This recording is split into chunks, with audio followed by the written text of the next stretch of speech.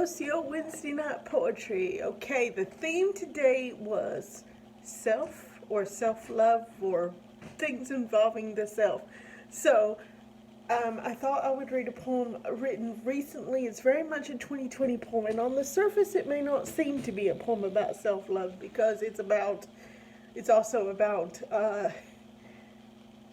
the experience of becoming less and less mobile over time. And I've been reading a lot of Beckett, and that is possibly the main theme of his work, which nobody wants to discuss, is disability and the slow decay of your ability to move about.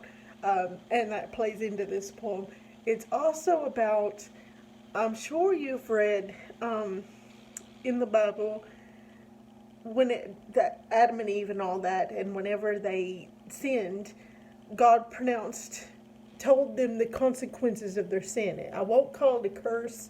It wasn't even a punishment. It was just, well, you've done this, so these are the natural consequences that are going to follow, that are just natural consequences of what you've done.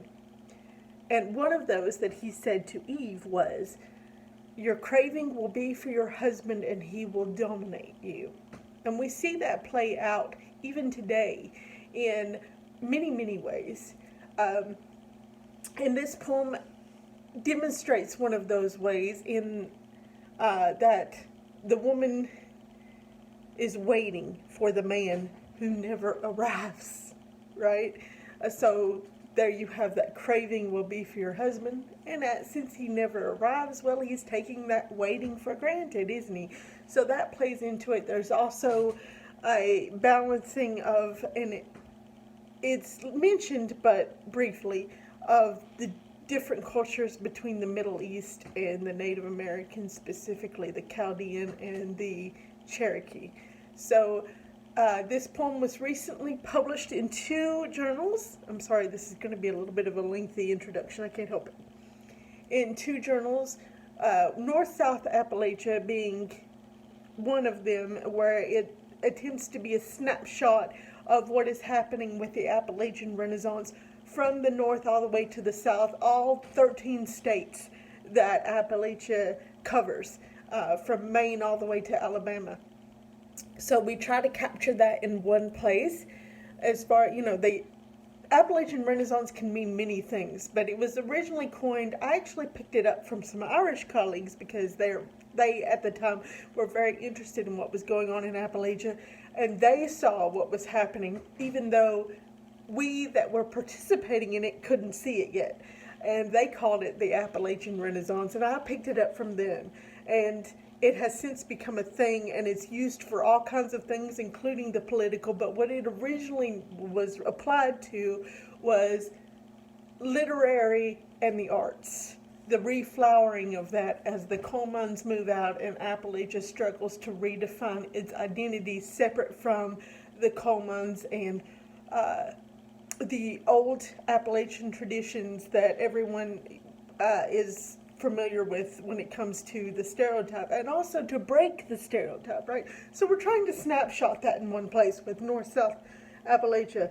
And also it was published in the Dark Horse Poets, Dark Horse Appalachia, which is a bunch of poets who stand against mountaintop removal, which in Appalachia is also called strip mining. And if you don't know what that is, because I have discovered that a lot of people around the nation have no idea this is happening, and it's been happening since the 60s. It's when they actually blow the tops off the mountains to get to the coal underneath. And I mean, literally blow the tops off the mountains, and they don't put it back. I mean, they do have what they call reclamation, but it pretty much ends up looking like deserts on top of mountains, and the mountains are a lot smaller than they used to be. And what's been happening at its height in the 1990s, when it was at its height of practice, they were blowing the equivalent of 4 Hiroshima bombs a day in order to accomplish this with dynamite and etc. And then they dump everything that's not coal into the valleys next to the mountains, and that right where people live. So you have these people living in these areas where there is nuclear waste, uranium and stuff from this stuff being blown up. And now it's scaled back because, of course, the coal mines are closing down. So now they're blowing the equivalent of a Hiroshima bomb once a week. One Hiroshima bomb once a week. But now in Appalachia, we have the highest rates of cancer, cardiovascular disease, and pulmonary diseases in the country. We have the lowest life expectancy in the country, and no one wants to admit that it's because of mountaintop removal. So there's a bunch of us poets involved in that are standing against mountaintop removal, trying to end its devastating effects not only on the human population but also on the flora, fauna, the animals. Appalachia is a deciduous rainforest, has some of the greatest biodiversity in the U.S., in the northern America, including Canada, and that is being destroyed. Species are being destroyed before they can even be discovered because of this practice, and it's been going on for generations.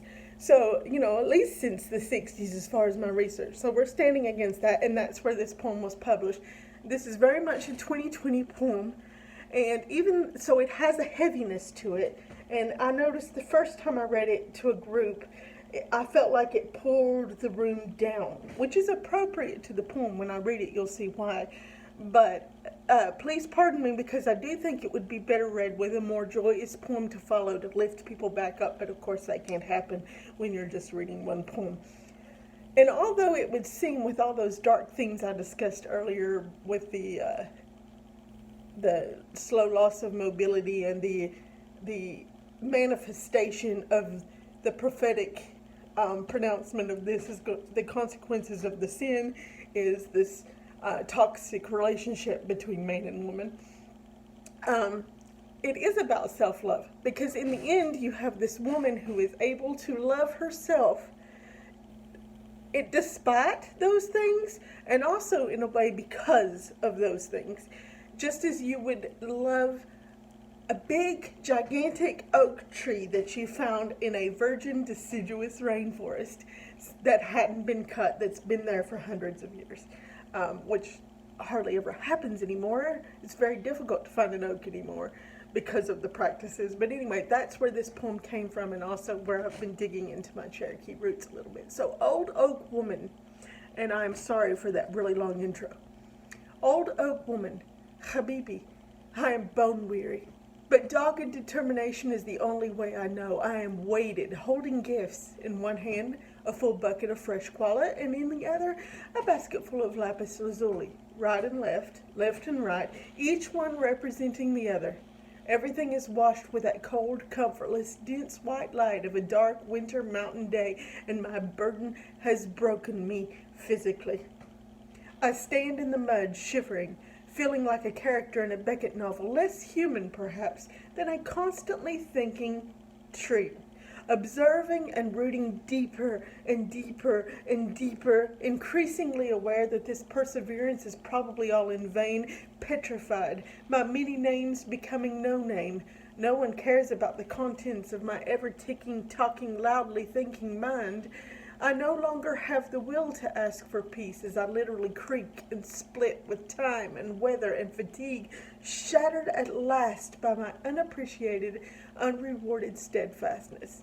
This must be what Daphne felt like, except I was neither runner nor chaser, though I wait, exhausted unto death by my own pointless patience and listening for silence within my reverberating head.